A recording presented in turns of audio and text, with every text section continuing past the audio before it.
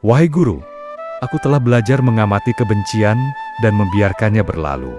Namun ada luka yang lebih dalam, dendam, kenangan pahit, luka lama yang terus kembali. Kadang meski aku tampak tenang di luar, di dalam diriku ada suara yang berkata, dulu dia melukaiku, meremehkanku, dan mengkhianatiku. Bagaimana cara membebaskan diri dari luka yang begitu dalam? Luka lama adalah jejak dari pikiran yang melekat pada masa lalu. Ia tidak melukai tubuhmu, melainkan melukai gambaran diri yang kau pegang. Yang terluka bukan dirimu, tetapi bayangan dirimu. Ketika bayangan itu hilang, luka pun sirna. Tetapi guru, kenangan itu nyata. Suara, perlakuan, penghinaan, semua benar-benar terjadi. Bagaimana mungkin aku melupakan sesuatu yang begitu jelas dan nyata? Air sungai juga nyata, namun engkau tidak dapat menyentuh air yang sama dua kali. Begitu pula masa lalu. Ia pernah ada, tetapi tidak ada lagi. Kau terlukai bukan oleh apa yang terjadi, tetapi oleh apa yang kau simpan. Yang membuatmu menderita bukan peristiwa, tetapi ingatan yang tak kau lepaskan. Lalu bagaimana cara melepas ingatan itu? Bukankah ingatan adalah bagian dari diri?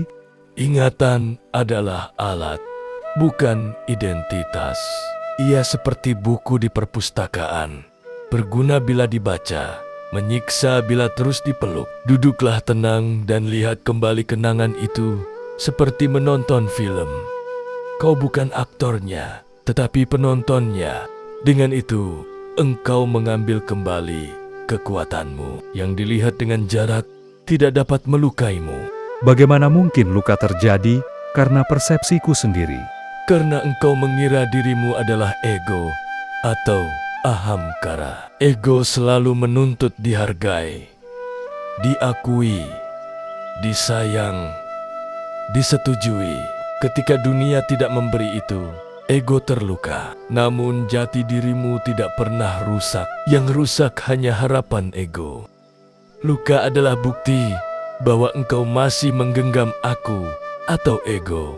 Orang yang melukaimu adalah aktor kecil dalam drama yang sudah lewat. Tetapi dirimu yang dulu, itulah yang masih menangis dalam dirimu. Maafkan dia dulu. Peluk dirimu yang dulu. Katakan, aku membebaskanmu. Kau telah cukup menderita.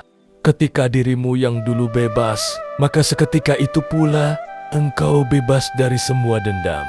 Guru, apakah memaafkan berarti membiarkan orang itu menang atau membiarkan ia melukai kita lagi? Tidak. Memaafkan bukan berarti membenarkan perilaku buruk. Memaafkan adalah membebaskan diri dari racun masa lalu. Engkau memaafkan bukan untuk dia, tetapi untuk kebebasan batinmu sendiri. Orang bijak menjaga jarak dari yang merusak, tetapi ia tidak menyimpan dendam. Artinya, engkau boleh menjauh, menolak kedekatan, atau memberi batas, tetapi hati tetap jernih.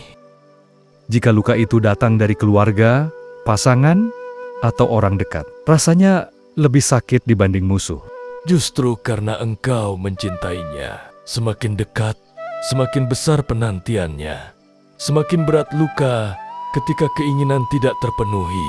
Dari cinta muncul harapan, dari harapan lahirlah luka untuk menyembuhkannya. Kurangi harapan, kuatkan kasih. Kasih tanpa harapan tidak dapat dilukai. Guru, aku ingin bebas total. Apa tanda bahwa luka lama itu sudah sembuh? Ada 3 tanda. Pertama, engkau bisa mengingat peristiwa itu tanpa rasa perih. Kedua, engkau bisa melihat pelakunya sebagai makhluk yang sedang belajar. Dan terakhir, engkau tidak ingin balas dendam, tetapi tidak ingin disakiti lagi. Itulah kebijaksanaan. Luka adalah guru yang kasar, namun ia mengajarimu sesuatu yang lembut.